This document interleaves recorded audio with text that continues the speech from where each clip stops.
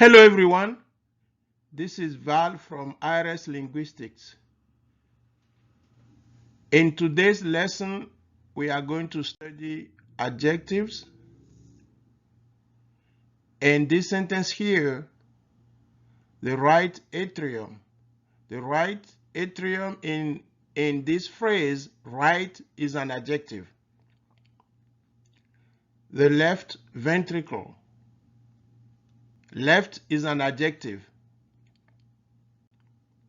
Pulmonary artery. Pulmonary is an adjective. Oxygenated blood. Oxygenated is an adjective. So today's lesson will be on adjectives. And there are two major categories of adjectives in Spanish. You have los adjetivos calificativos y los adjetivos determinativos. But both categories of adjectives are gender dependent, which means if the noun is masculine, the adjective has to be masculine. If the noun is feminine, the ending of the adjective has to reflect that it is modifying or describing a feminine noun. When we were studying article, we discussed L for masculine, la for feminine. So the adjective also shows that there is a grammatical feature that shows that this adjective is in agreement with the noun that it describes or modifies. If the noun is masculine, the adjective has to be masculine. If the noun is feminine, the adjective has to be feminine. There must also be agreement in number. Number is a grammatical feature which denotes singular or plural, whether you have one item or many items. So the adjective has to agree in gender on one side and in number on the other side. But mostly there are two major categories of adjectives. We have los adjetivos calificativos y los adjetivos determinativos. Those type of adjectives that have some intrinsic characteristics that add something to the noun, they are called adjetivo calificativo in Spanish. It's an adjective, but that add quality to the noun or to the pronoun. They are different from when you are when you use his, her, your, this, that, which. Those are adjectives as well, but they are different. They don't have the intrinsic characteristic that los adjetivos calificativos have. Okay, so that you have two major categories of adjectives. El enfermero simpático. Simpático ends in O because enfermero is a male nurse. Los enfermeros simpáticos end in OS because you are referring to many male nurses or a group of nurses male and female together. When that's the case, you use the masculine. Los enfermeros simpáticos. Here, la enfermera simpática, looking at the adjective simpática, you already know that enfermera is a female nurse. It's also preceded by la. So these three, article, noun, and adjective, they are in agreement in gender at this level. Las enfermeras simpáticas, it's plural. All of them are ended, all these three items are ended by a plural morpheme. This is called the S is called a plural morpheme. It's a grammatical feature that denotes that something is plural. For regular noun, you know how that goes, even in English. So, las enfermeras simpáticas.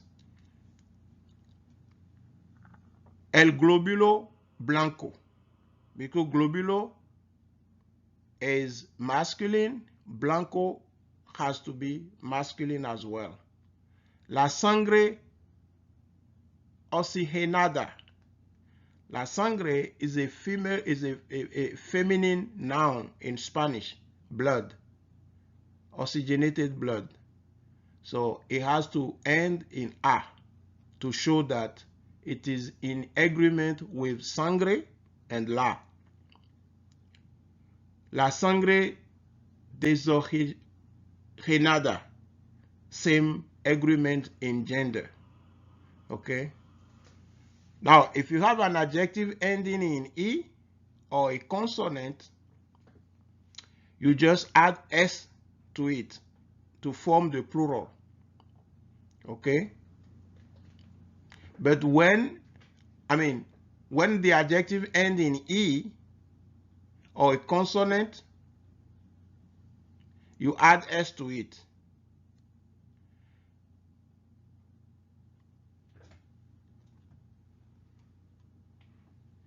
Now, the gender, when an adjective ends in E or a consonant, it remains the same for both genders. But to show the plural feature, you add S to an adjective ending in E, and you add ES to an adjective ending in a consonant. So we have here un paciente inteligente, unos pacientes inteligentes. You just add S to form the plural. But in this example here, ejercicio is a masculine name, noun. Fácil is in agreement with ejercicio. There is no change. Because the adjective ends in a consonant, you don't add anything to show whether it's masculine or feminine. This is a feminine noun, homework, una tarea. There is nothing that shows it differently from ejercicio. So both gender, the adjective remain the same. But when the adjectives, when it ends in a consonant, it remains the same. But when it comes to plural, you add ES. You don't just add S as you added here for inteligentes, but you add ES. So, los ejercicios fáciles. Even if it's plural, you have las tareas fáciles. Okay? So you add ES when the adjective ends in a consonant, but you just add S when it ends in E. Okay? So those are how you'll be when we are reading tests in Module 3. test, content-based test on vital sign measurement, will be alluding to some of those grammatical points that we will have covered at that time. So now you know why Spanish, some word end in O, other end in A, and S here, ES there.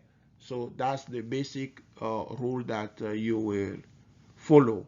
I mean, there is no rule without exception, but for a basic grammar course, I think you've covered gender, you've covered number, and words, adjective ending in a consonant, and adjective ending with E, like intelligente and all that. So, well, when you are reading, you'll find comparison. When you are talking, people always compare things. Either something is smaller, something is taller, or a color is brighter. So that type of comparison also occur in Spanish. Okay, if you want to say, okay, este enfermero es más alto que, this nurse is taller than, okay, then you say más alto que, más plus adjective plus que. If it's an adverb, it's más plus the adverb in Spanish plus que. So that's for superiority, for something superior, okay? Tall, taller. Now, tall, less tall, you use menos, okay? Este enfermero es menos alto que, which is less tall than. So less than, more than, less than. So más is for more than, and less than, menos is for less than. Now when there is equality, you want to say, esta enfermera es tan alta como este enfermero. Tan como. Tan plus adjective plus como. Esta enfermera es tan alta como este enfermero. As tall as. Okay, for as you use tan. So those things you can mute it sometime and take note and review it, and that will be building up your grammatical knowledge little by little. Here are a few examples of irregular comparative. Okay, bajo is low. The lower, you don't say más bajo, you say inferior. Okay, the lowest, you say infimo. So those are irregular comparison patterns. Bueno is good.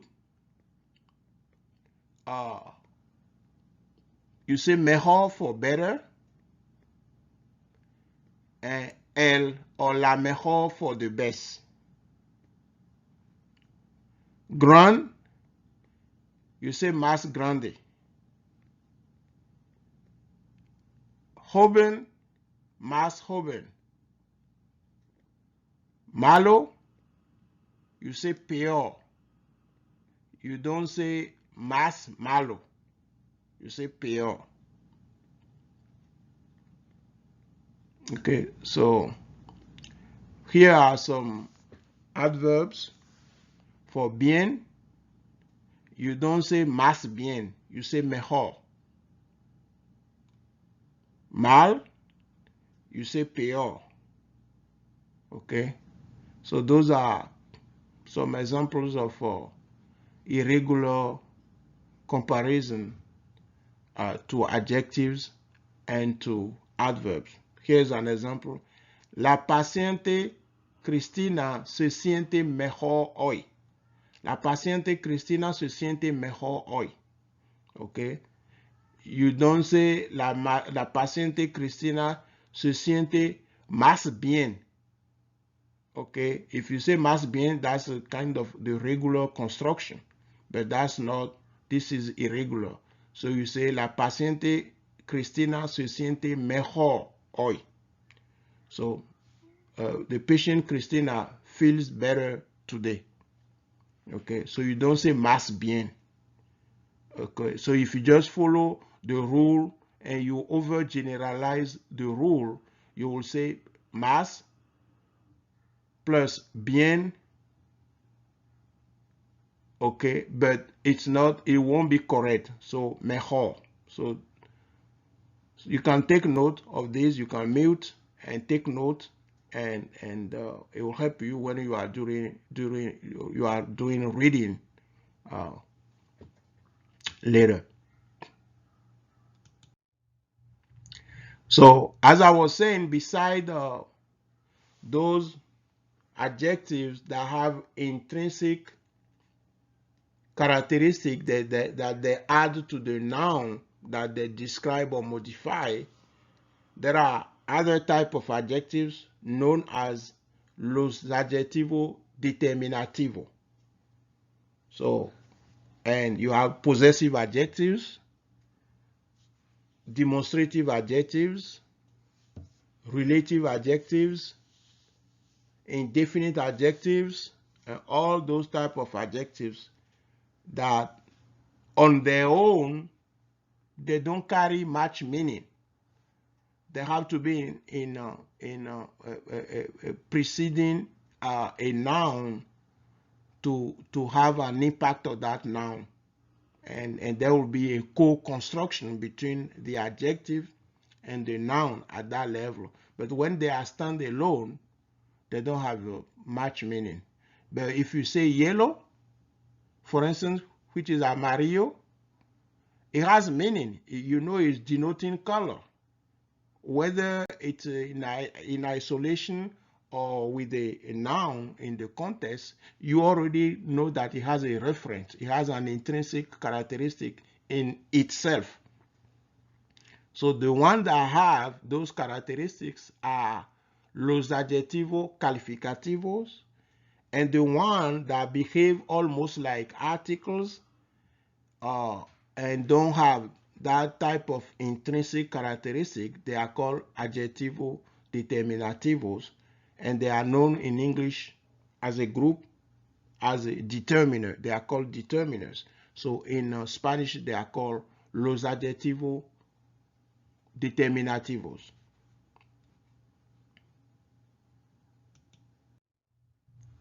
So here are the type of adjetivo determinativo: los adjetivos posesivos, los adjetivos demonstrativos, los adjetivos relativos, los adjetivos interrogativos, which are closely related to adjetivos relativos, los adjetivos exclamativos, same thing, it's only the punctuation mark that differ here between adjetivo interrogativo and adjetivo exclamativo.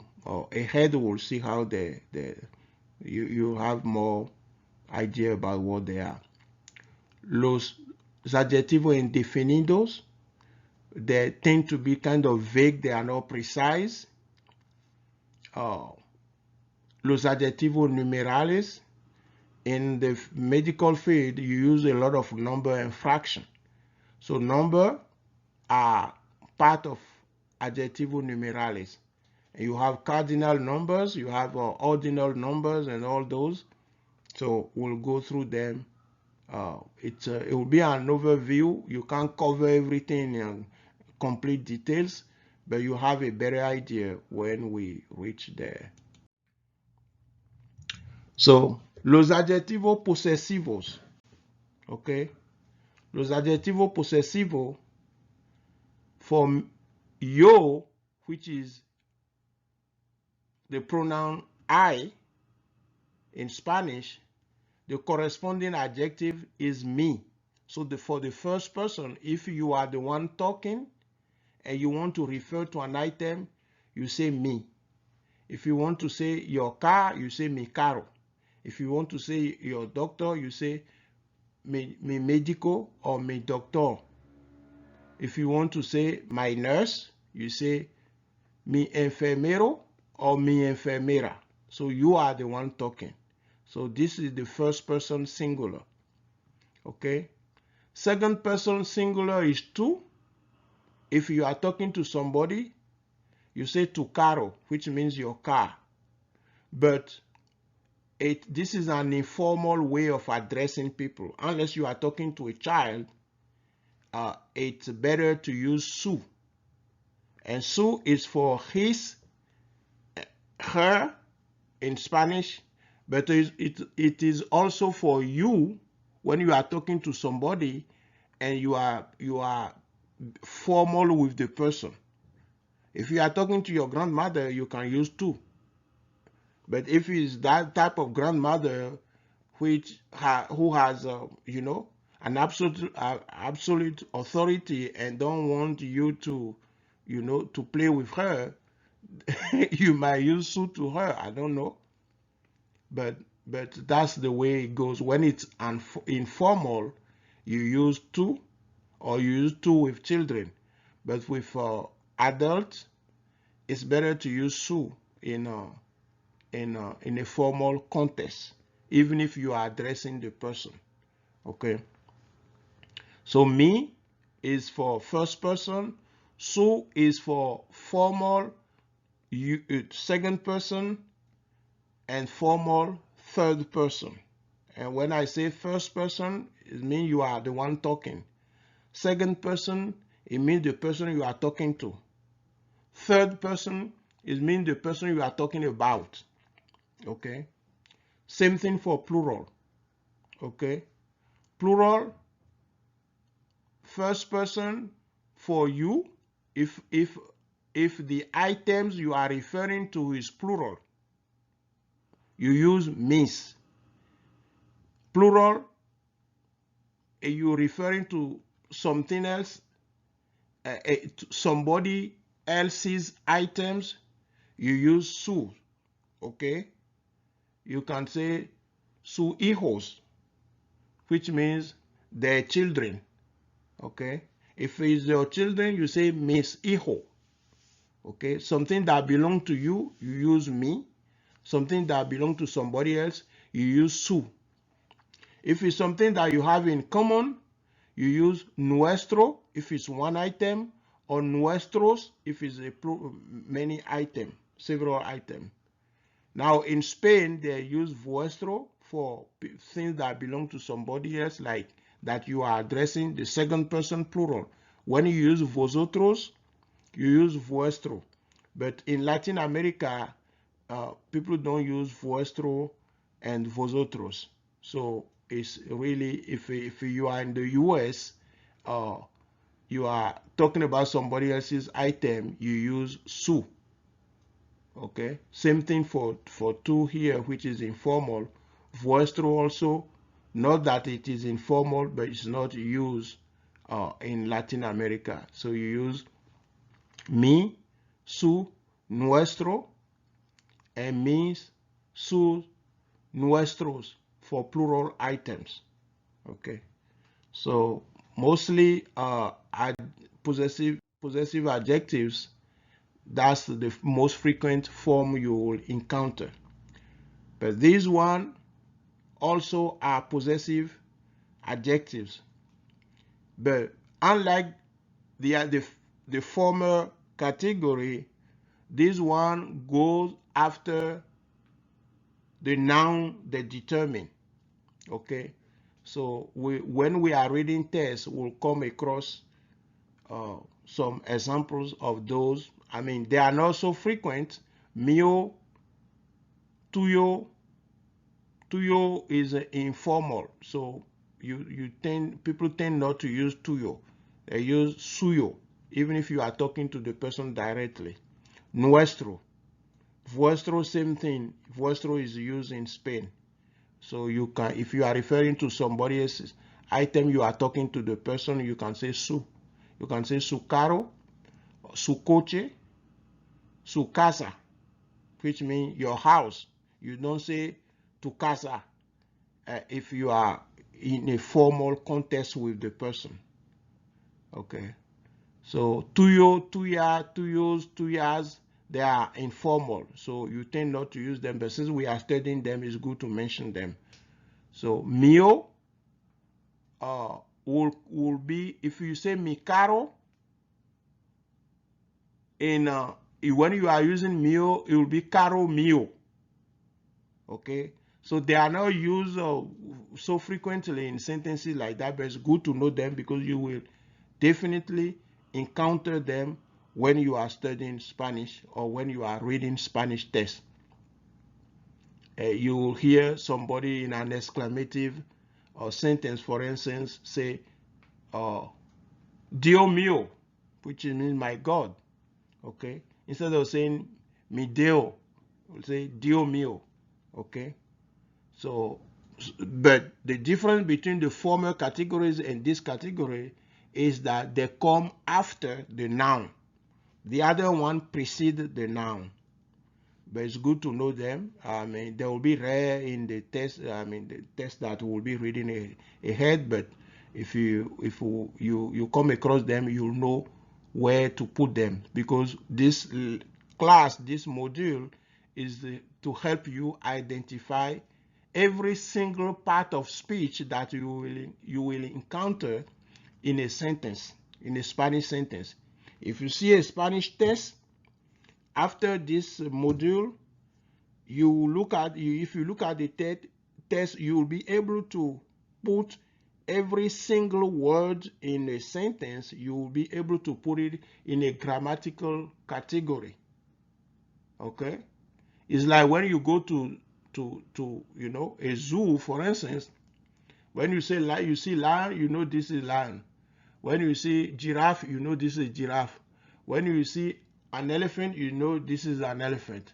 When you see sea lion, you see. When you see a frog, you know it's a frog. Same thing here in grammar. Every single word in a sentence has a grammatical identity. You can label it grammatically. Okay, so that's why it's good to study part of speech, so as when you are reading, you won't see any word that you cannot identify grammatically.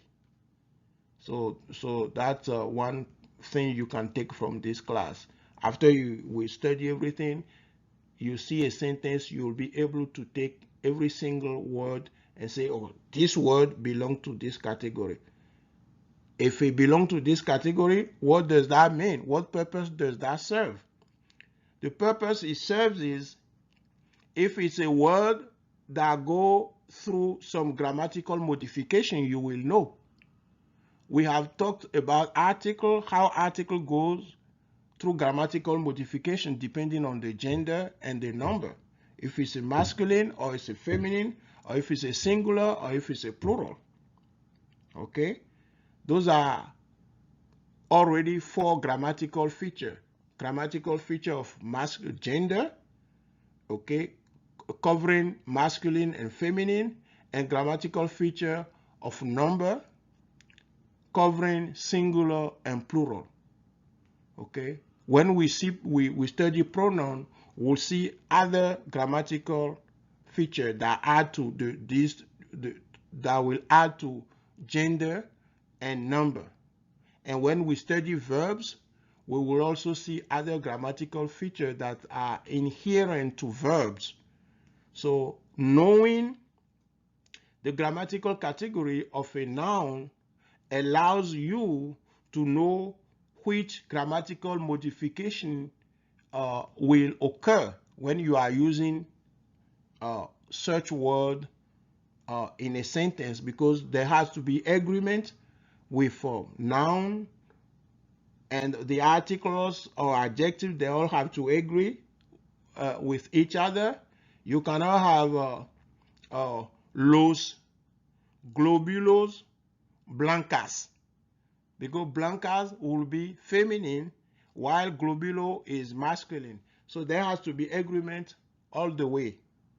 So for those reasons, it's good to know, to be able to categorize each item in a sentence. That's the major purpose of this module on part of speech.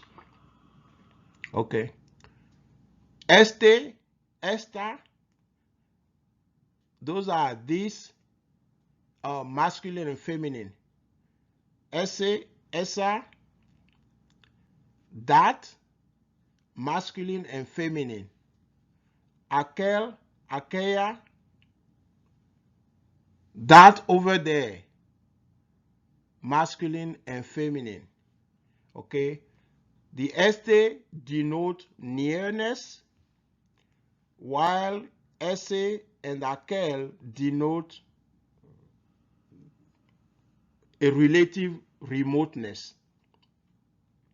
Now we have the plural form here. When you say these books, if they are very close to you, you can say estos libros. If you are talking about books that are a little distant from you, you can say esos libros.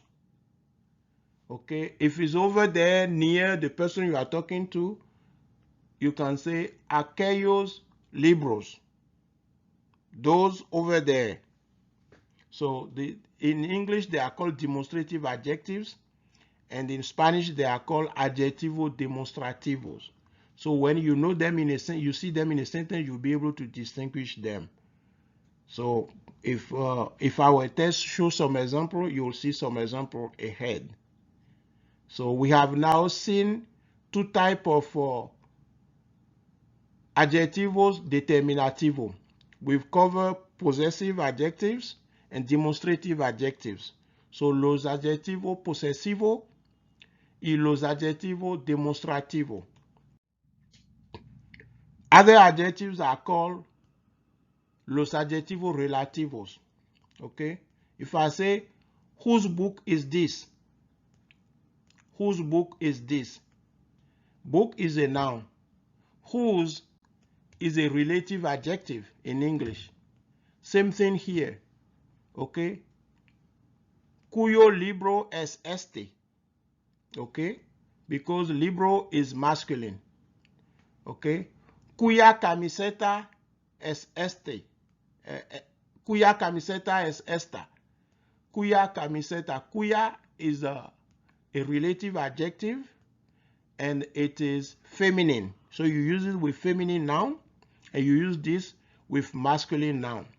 When they are plural, masculine, you use cuyos. When they are plural, feminine, you use cuyas. You won't necessarily be using this frequently, but you will encounter them and they come handy sometimes. So it's good to know them. It's good to be able to identify them. Our tests, if we'll see in our tests, we have them, it will be more illustrated over there. You use cuanto to talk about quantity. Okay? Quantity. Okay? When you say cuánto tiempo, okay? Cuánto tiempo, that means how much time will it take?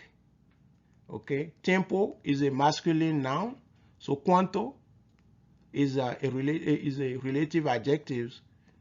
So it goes together with time. Cuánto tiempo, okay? So when something is plural, you use cuantos, plural, meaning in the sense that it is also masculine. You use cuantos. Plural, when it's feminine, you use cuantas. So cuantas are feminine, cuanto and cuantos are masculine, and they all denote quantity. And they are all relative adjectives. So this is one adjective, cuyo, and this is the second adjective, cuanto, but these are the variation. Cuya, cuyos, cuya are variation of cuyo, and cuanta, cuantos, cuantas are variations of cuanto. So los adjetivos relativos son dos. There are two, but because of the variation, you have 8. Okay, just like el, la, los, las. Okay, when we are studying article, un, una, unos, unas. Okay, when we are studying article, some are, the first category is definite article and the second category is indefinite article. So the same thing is the core adjective here is cuyo and cuanto, but these are variation. So that's about relative adjectives. And relative adjectives, you'll find some of them here, but when we study relative pronoun, you'll get more of this que, cual, and others. So, los adjetivos interrogativos y los adjetivos exclamativos, they use relative adjectives and relative pronoun to exist. Now, later we will study los pronombres interrogativos y los pronombres exclamativos. They derive from relative pronoun and relative adjectives, but you note them mostly with the question marks here for interrogative and exclamative marks for the exclamative one. If I say ¿qué hora es? ¿Qué hora es? Hora is like what time is it? So hora in the context of asking for time is hora, not tiempo. If I say ¿qué hora es? Hora is a noun, is preceded by que, so in this context, que is an adjective. Okay, what type of adjective it is? We are using it to ask question. Since we are using it to ask question, it becomes an interrogative adjective. Okay, because we are using it to ask question. Okay, if I say, oh, qué caro, qué caro, I'm not asking a question, I'm expressing an emotion. Then we are in a context of an exclamative adjective. The mark will show that this is exclamative and this is interrogative. Also, in Spanish, if you have not noticed, when you are asking a question, you don't only have the ending question mark. You have one at the beginning, but the one at the beginning is inverted. Okay? So when you are asking a question in Spanish, you invert the interrogation mark first, and at the end you add the regular interrogation mark. Same thing for exclamative adjective. The regular exclamation mark and the inverted one. I think in resources at the end of the course, I will give you the keyboard shortcut for inverting those type of marks. Okay, so adjetivo, interrogativo, y adjetivo exclamativo. If I say ¿qué hora es? As I said, que in that context is an adjective that is being used to ask questions. So therefore it becomes an interrogative adjective. If I'm expressing an emotion, I use que,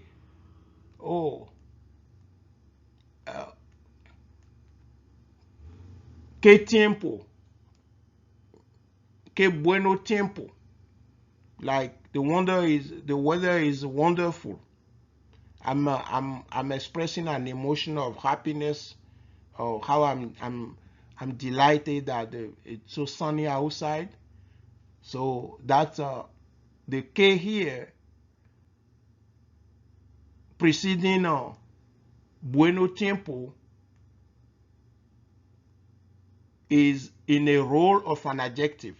In other contexts, it will be in a role of a pronoun. But when it is in a role of a pronoun, it doesn't precede a noun. It is mostly the subject of a verb. That in those circumstances, it will be a pronoun. But if it's accompanied by a noun that it is modifying, then it's an adjective because it is in a role of a determiner, just like an article.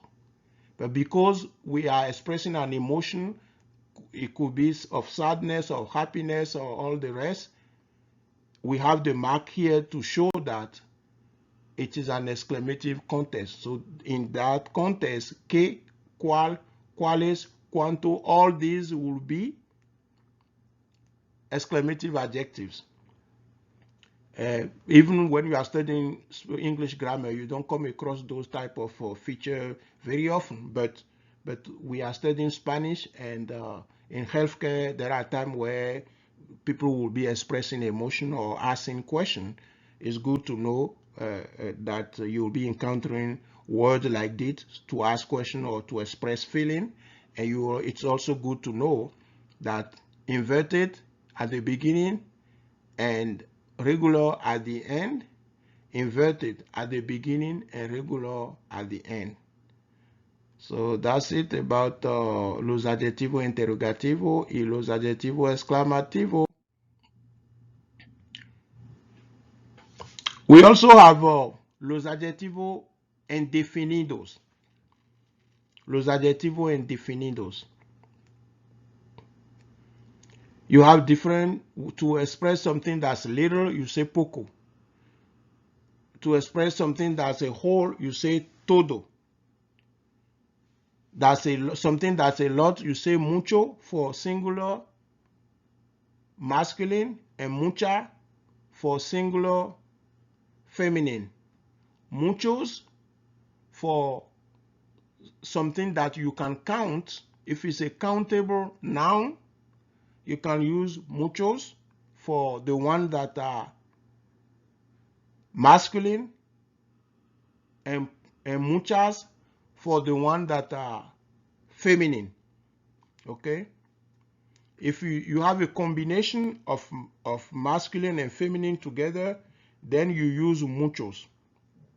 Okay? Here is an example. Muchos pacientes reciben tratamiento en este hospital. Muchos pacientes reciben tratamiento en este hospital. The S is not supposed to be here. So in Spanish you have hospital. So this is a typo. Muchos pacientes reciben tratamiento en este hospital. Okay. Muchos pacientes, it's not only male patient necessarily, it could be male and female. But use muchos because if there is one male and there are 200 million female, you're still going to use muchos, masculine, plural. Okay, if it's a group of female patient only, though the word patient is not going to change, you're going to use muchas pacientes.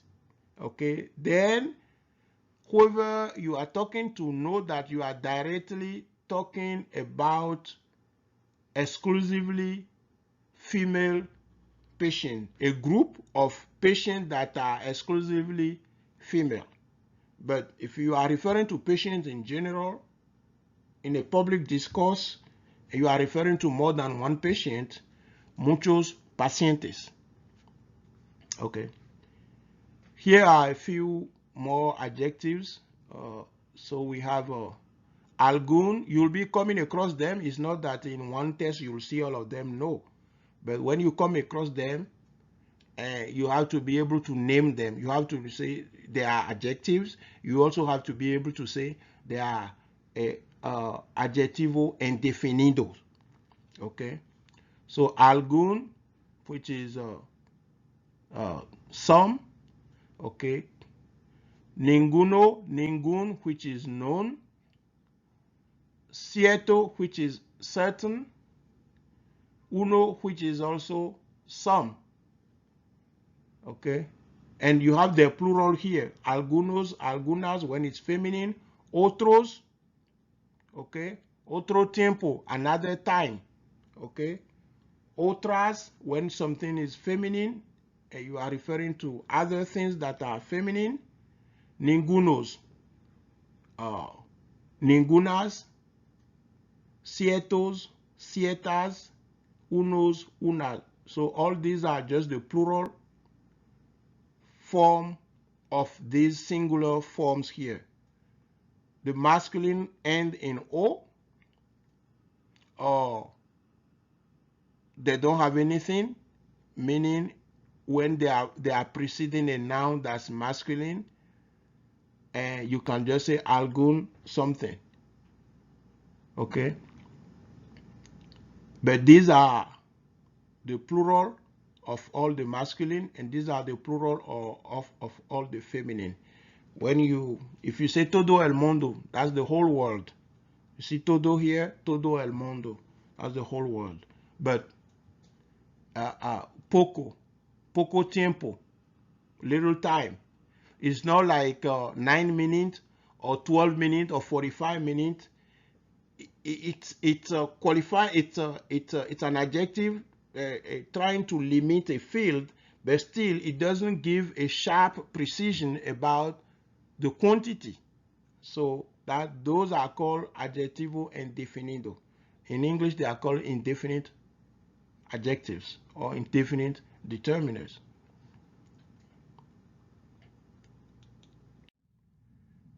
So these are some of them, but in a bigger format, so you can read them.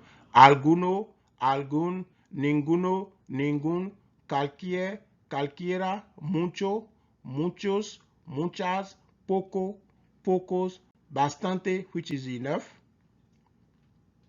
todo, which is all, varios, which is various, and so on and so forth. Los adjetivos numerales. There are 4 types of numeral adjectives. We have the cardinal, the ordinal, the partitive, and the multiple. So in Spanish, there are los adjetivos numerales cardinales, los adjetivos numerales ordinales, los adjetivos numerales partitivos, y los adjetivos numerales múltiplos. So as to the cardinal, that's the one we use most of the time. 1, 2, 3. So uno, dos, tres, those denote quantity. So they are used for counting. Okay, you can count from 1 to 25 million if you know if you need to, or more. Adjetivos ordinales. Those are the ones that are used for ranking or to establish order or a chronology. So you have primero, segundo, tercero, and all that.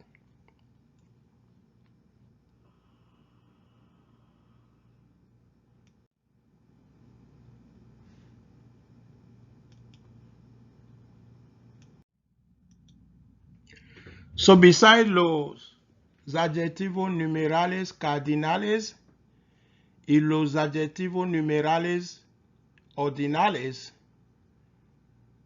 there are two other types of numeral adjectives. Adjetivos partitivos y adjetivos múltiplos.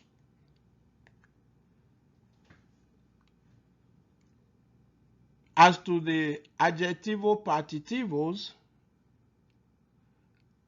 the same way you use half, or 1/4 in English, that's the same way you have corresponding word in Spanish. La mitad, for instance, is a half of something. Medio is also a half of something. Tercio is 1/3 of something. And cuarto is 1/4 of something. And they are all adjectivo numerales. Partitivo in the sense that they are part of something, part of a whole. Okay. The next one is adjetivos múltiplos. So double, triple, quadruple, all those are, in English, they are multiple numeral adjectives. In Spanish, they are adjetivos numerales múltiplos. You have doble or duplo. I mean, doble is more common than duplo. But doble, triple, quadruple, and so on and so forth. So, numeral adjectives, we have los adjetivos numerales cardinales for counting, ordinales for ranking or expressing order, partitivos as part of a whole, multiplos as multiple of something. So those are the four main types of adjetivos numerales.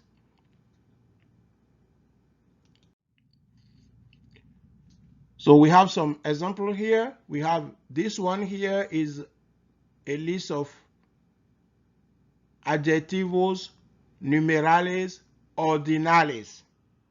We have primero, segundo, tercero, cuarto.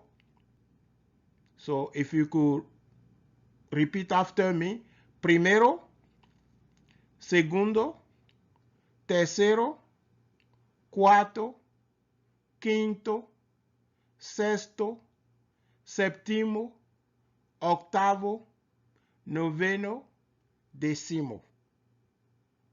Okay, so that's first, second, third, fourth, fifth, sixth, seventh, eighth, ninth, 10th. And then you have the number. Number 1 through 10 is 1, 2, 3, 4, 5, 6, 7, 8, 9, 10. Okay, let's go. Uno. Repeat after me. Uno. Dos. Tres. Cuatro. Cinco. Seis. Siete. Ocho. 9, 10. 11, 12, 13, 14, 15,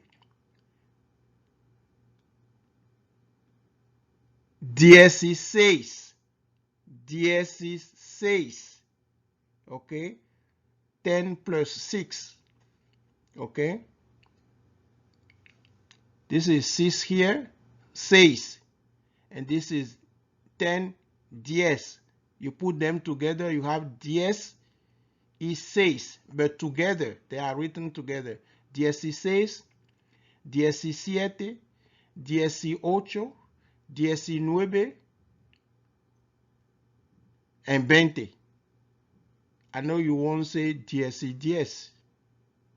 It's 20.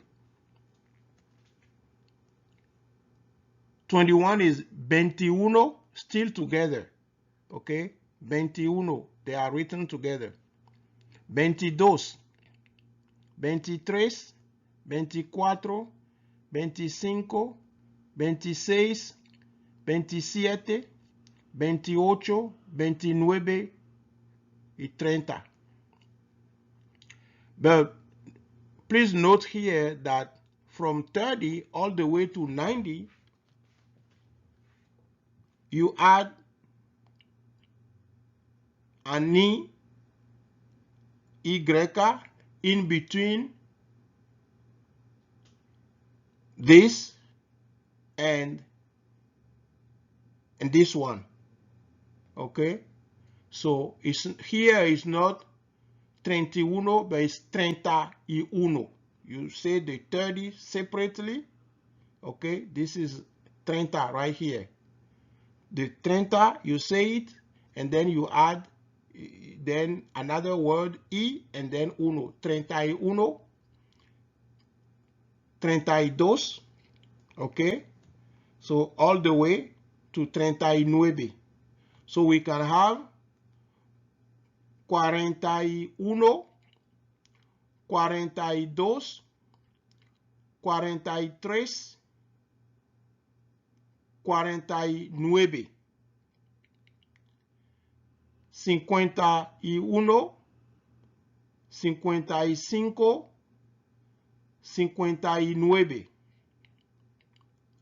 59, 62, 77, 69,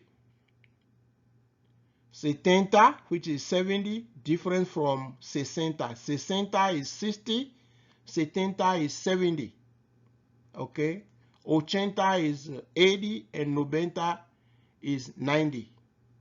You can have 92, which is 92, 97, which is 97, and 99, which is 99. And after that, you have 100, which is, 100, 100. And from 100, you have 200, 300, 400, 500, all the way to 900. Okay, which is 900. Okay, so but I think for 1 through 100 and the combination of them, you can build on learning Spanish number later.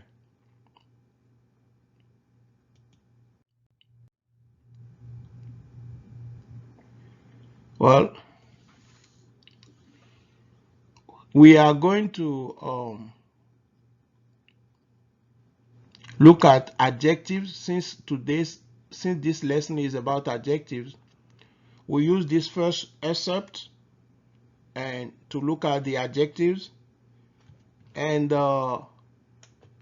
you will do the remaining 3 portions for homework. When we finish, I suggest that you do your homework before finishing the lesson.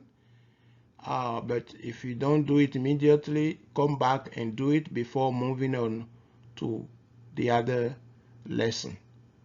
It will always help you to do it when you are, whatever we have discussed is still fresh in your memory.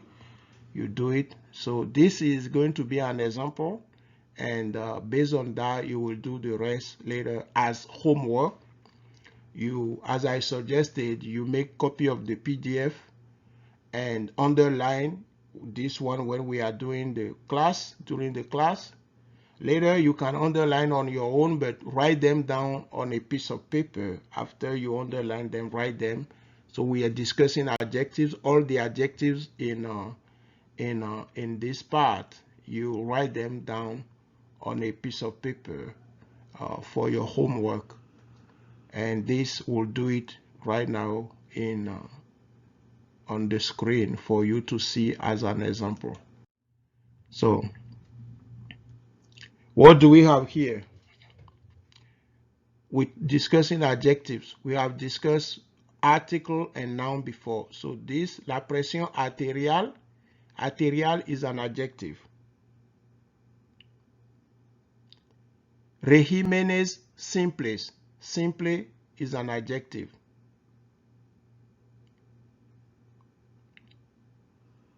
Medicamento genéricos, genéricos is an adjective.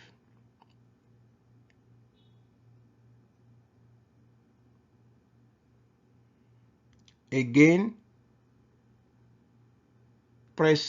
monitores aprobados. Aprobados is an adjective. Again, presión arterial. Arterial is an adjective.